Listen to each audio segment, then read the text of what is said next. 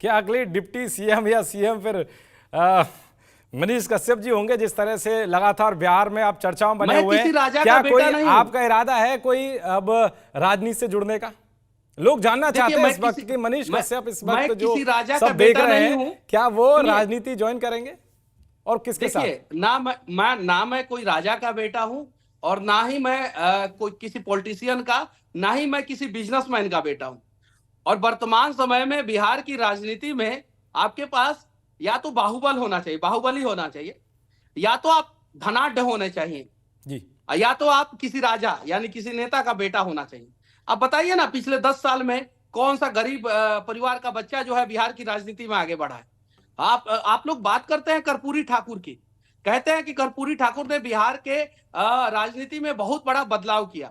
आज मेरे गांव में कर्पूरी ठाकुर जो है ओबीसी समाज से आते हैं, लेकिन मेरे गांव में एक स्वर्ण व्यक्ति थे, स्वर्ण समाज से आने वाले व्यक्ति थे, और उन्होंने कहा छाती ठोक के कि कर्पूरी ठाकुर नहीं होते तो मैं मैट्रिक नहीं कर पाता, मैं ग्रेजुएशन नहीं कर पाता, क्योंकि जब मैं 8वीं क्लास में था तो उन्होंने स्कूलों का फीस और कॉलेजों का फीस माफ कर दिया। जरा सोचिए, उस कर्पूरी ठाकुर के पदचिन्हों पे चलने का प्रयास आज का राजनीति बिहार का क्यों नहीं कर रहा है?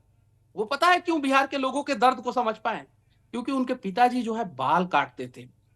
उन्होंने दर्द को देखा था कि मेरा बाप जो है इतना परेशानी में है और उसने कहां से पैसा का व्यवस्था करके जो है मुझे पढ़ाया है। इसलिए उन्होंने सबसे पहले जो है शिक्षा व्यवस्था में सुधार किया। शिक्षा मंत्री रहे वो, ज्यादा दिन नहीं, लगभग 1 साल। 2 बार जो है मुख्यमंत्री रहे और उनका कार्यकाल भी पूरा नहीं हुआ। लेकिन जिस मुख्यमंत्री का 2 बार कार्यकाल नहीं पूरा हुआ, जिस शिक्षा मंत्री का 1 बार कार्यकाल नहीं पूरा हुआ, उसको भारत रत्न दिया जाता है और उस पर राजनीति करते हैं, और उस पर राजनीति करने वाले लोग उसके पदचिन्हों पर नहीं चलते हैं।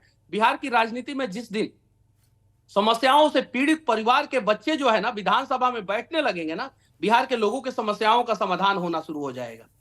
जब बाढ़ क्षेत्र से जो है ना, जिसका घर डूब गया हो और उसका बच्चा जो है विधानसभा में जब चीखेगा, चिल्लाएगा और दर्द को दिखाएगा ना, तो बाढ़ के समस्याओं का समाधान होगा।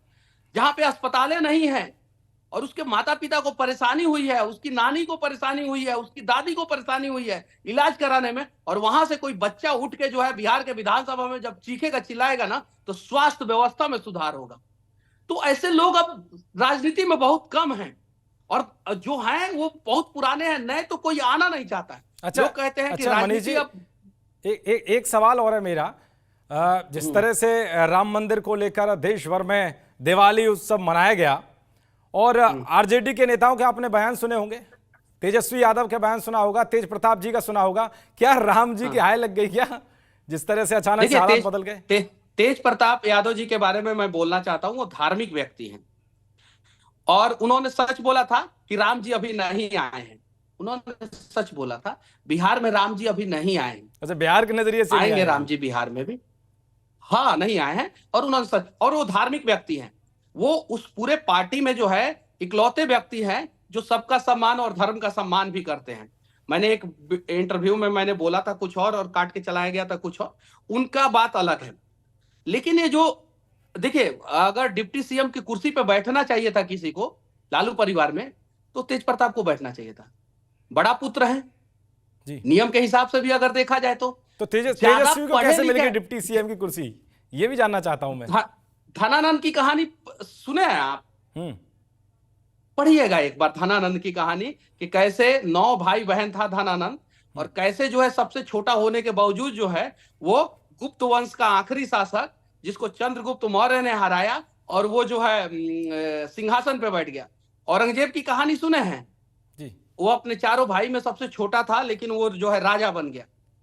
तो वहां से पतन शुरू होता है। धनानंद का भी पतन हो गया, औरंगजेब का भी पतन हो गया, उसके बाद से नहीं चला। अगर नियम से भी देखा जाए तो तेज प्रताप जो है ग्रेजुएट है जी, ग्रेजुएट है। अच्छा, तो उनको बनना चाहिए था।